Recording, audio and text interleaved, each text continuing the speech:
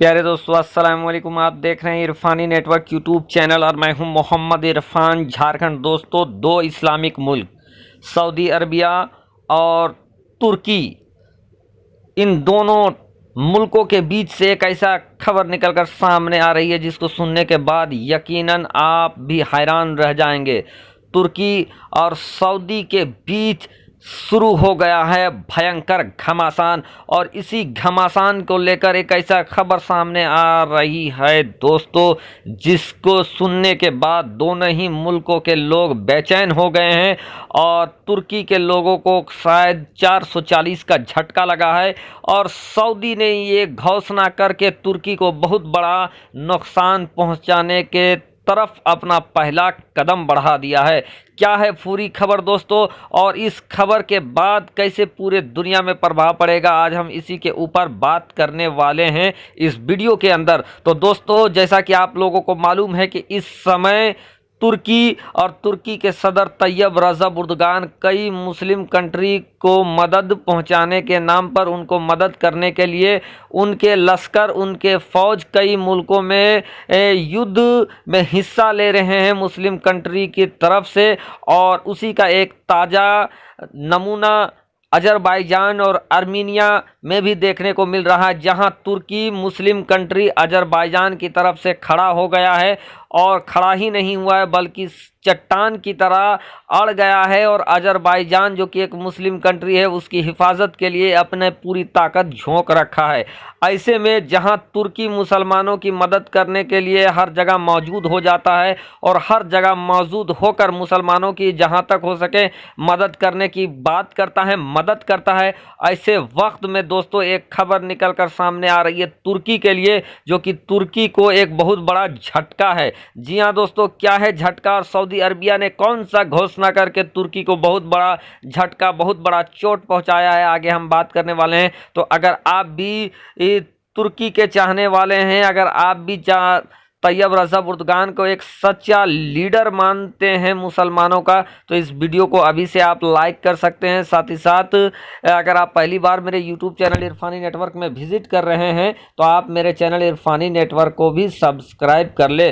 दोस्तों, आपने पिछले वक्त में देखा कि किस तरीके से सऊदी के राज घराने पर भी अटैक की कोशिशें की गई, और जिसके बाद जो लोगों को पकड़ा गया था सऊदी हुकूमत खुलकर बात भी रखा था। लेकिन दोस्तों, अब जो जाकर बड़ी खबर निकलकर सामने आ रही है, वो तुर्की के लिए बहुत ही बुरी, इसको कहा जाएगा बहुत ही घातक खबर है तुर्की के लिए। और इस खबर के आने के बाद, इस प्रतिबंध के बाद तुर्की को अरबों अरब रुपये का नुकसान होगा। और ऐसे वक्त में तुर्की को ये नुकसान पहुंचाने का ये प्रयास किया जा रहा है सऊदी हुकूमत के जरिए, जब तुर्की कई मोर्चों पर जंगें लड़ रहा है और उसकी स्थिति थोड़ा डामाडोल हो गई है।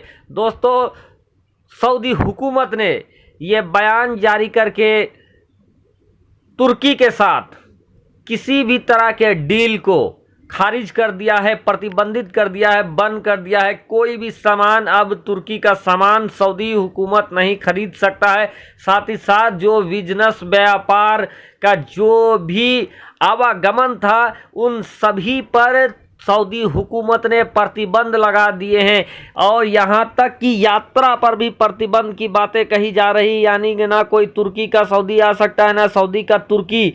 और जिस तरीके का भी व्यापार होता था, बिजनेस होता था, उन तमाम बिजनेस के ऊपर भी हुकूमत ने प्रतिबंध लगा दिया है। तो दोस्तों, जैसा कि सूत्रों के हवाले से जानकारी मिलता है कि सऊदी हुकूमत के इस प्रतिबंध के बाद तुर्की को भारी नुकसान होगा, चूंकि सऊदी अरबिया से बहुत लाखों लाख लोग टूरिस्ट के तौर पर भी तुर्की जाते थे, जिससे करोड़ों अरबों डॉलर तुर्की को फायदा होता था, साथ ही साथ तुर्की के बने सामान सऊदी में बिकते थे। लेकिन इस प्रतिबंध के बाद, इसको एक तरीके से आर्थिक प्रतिबंध भी कहेंगे, ऐसे वक्त में ये आर्थिक प्रतिबंध सऊदी हुकूमत ने तुर्की को लगाया है, जब तुर्की कई मोर्चों पर जंग लड़कर उसकी आर्थिक स्थिति डामाडोल होती नजर आ रही है। लेकिन ऐसे वक्त में तुर्की के जरिए ये प्रतिबंध लगाना और तुर्की के साथ सभी रिश्तों को तोड़ देना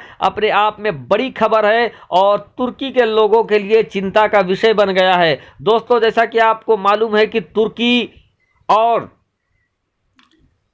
सऊदी हुकूमत पहले तो दोस्त है, लेकिन पिछले कुछ सालों से तुर्की और सऊदी के बीच भी 36 का आंकड़ा हो गया है, जबकि दोनों ही मुल्क दुनिया भर के इस्लामिक कंट्रीज के सरताज बनने की हसरतें पाले हुए हैं।